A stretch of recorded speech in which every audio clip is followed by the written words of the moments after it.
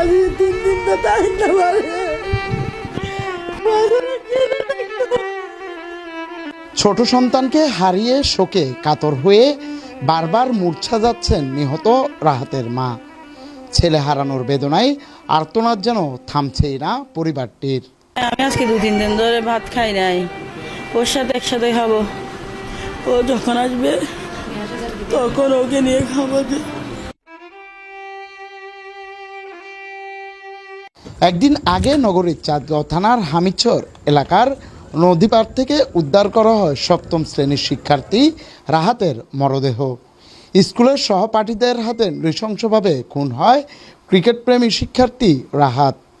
এই ঘটনায় চাঁদগাঁও থানা পুলিশ রাহাতের 4 বন্ধুকে আটক করে। পুলিশকে দেয়া স্বীকারোক্তি অনুযায়ী তারা 4 বন্ধু মিলে পিটিয়ে হত্যা করে রাহাতকে। আমাদের রাহাত আর আমাদের মাঝে নাই। তবে ঘটনায় জড়িতরা আটক হলেও অপেক্ষা ন্যায় বিচারের।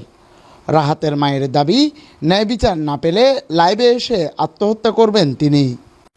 আমার ছেলেকে মেরে পানিতে ফেলে দিছে, আমি এর শাস্তি চাই।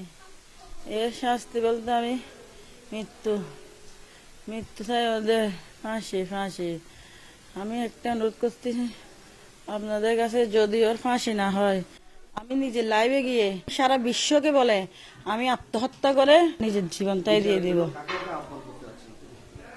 আমি ডক্টর ইউনুসকে বলতেছি, নাহিদ না ও খেলোয়াড়ের পক্ষে না, নাহিদ না আমার মাথাতে আসতেছে না এখন। আমি সবাইকে বলতেছি, ওরা বিচার বিভাগকে বলতেছি যাতে আমার ছেলে সুষ্ঠু বিচারটা হয়। সুষ্ঠু বিচার বলতে আমি ফাঁসিটাই চাই, মৃত্যুর বদলে মৃত্যু। ওরা যদি বাইরে থাকে, আজকে আমারটা গেছে, আমার তো শেষ একটাই, আর তো নাই। কালকে যদি আপনারটা নিয়ে যায়, তাহলে বাইরে থাকে ওরা কি করবে দেখছেন? ক্লাস 7-এ পড়তে অবস্থা, যদি একটু বড় লেভেলে যায় ওরা কি করবে? দুনিয়াটা উল্টে ফেলবে। ওদের তো বাইরে রাখা যাবে না, ওরা সমাজের কীট, ওদেরকে উপড়ে ফেলতে হবে আগে। আমি ওদের ফাঁসি চাই। আমার কথা হয়েছে বলতে, ওকে আমি যখন স্কুলে নিয়ে যাচ্ছি, নাস্তা খাওয়াই তো নিয়ে যাই, ও একটু করে নাস্তা খেয়েছে, আর খাই নাই। ওই যে স্কুল থেকে আমি বসে থাকছি গাড়িতে, ও উঠবে, ও আমাকে বলতেছে আম্মু আমি কি এখন ছুটে আছি, তুমি দাঁড়িয়ে থাকছো কেন, চলে যাও। আমি তো যাব না।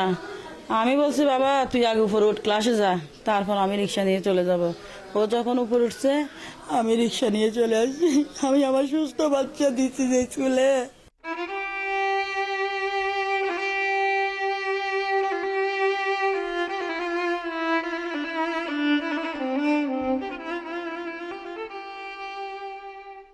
সন্তানকে হারিয়ে অঝরে কাঁদছেন রাহাতের বাবা ও চাচা।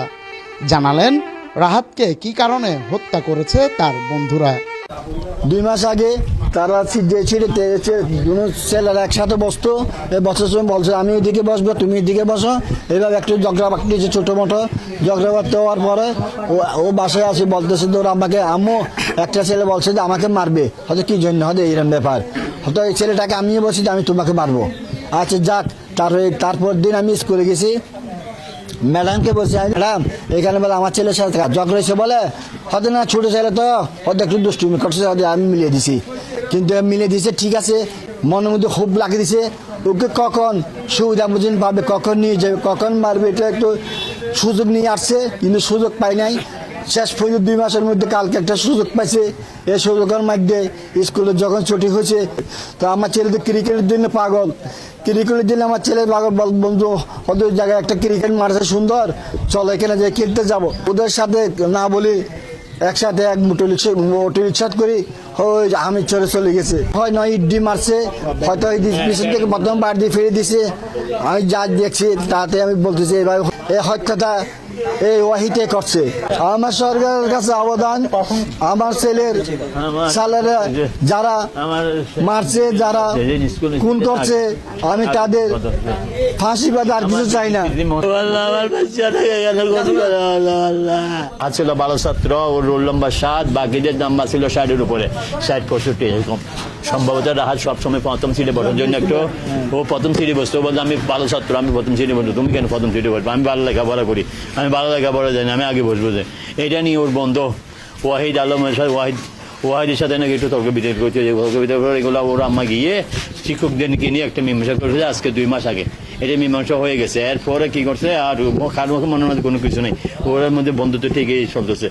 এর মধ্যে ওই ছেলেটা ওকে বন্ধুত্বর বাপ দিয়ে এভাবে একটা হৃদ্যতা সৃষ্টি করার পর ওকে নিয়ে পরীক্ষা রাহাত পরীক্ষা দিয়েছে, পরীক্ষা দেওয়ার পর ও ক্লাস করবে, ও ক্লাস না করে ওকে কী করছে কালে ক্রিকেট খেলা খেলবে বলে ওরা কয়েকজন মিলে বলছে ক্রিকেট খেলা আছে তো তোমাকে নিতে তুমি তো ভালো গেলো, তোমাকে ওখানে খেলতে হবে। ওইভাবে নিয়ে ওরা মোলামিপুর ওখান থেকে একটা ব্যাটারি রিক্সা নিয়ে 5 জনে নাকি ওইদিকে নিয়ে গেছে, হামিসর ওইদিকে নিয়ে গেছে।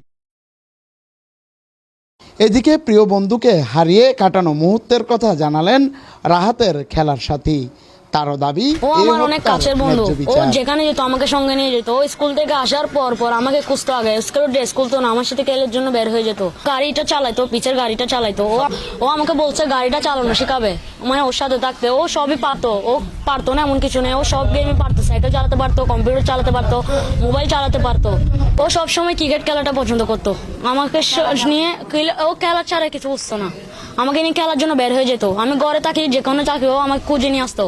পুরী বাসে গেছিলাম, আমাকে ও সাইকেল নিয়ে খুঁজে নিয়ে আসছে খেলার জন্য। আমি এটা মৃত্যু চাই, ফাঁসি চাই। যেভাবে মারছে এভাবে একটা ছেলেকে মারা, এভাবে একটা ছেলেকে মারতে উচিত ছিল। নিহত রাহাত চাঁদগাঁও থানাধীন পূর্ব ফরিদার পাড়ার মোহাম্মদ লোকমান আলীর পুত্র। রাহাত পরিবারের 3 ভাইয়ের মধ্যে সবার ছোট।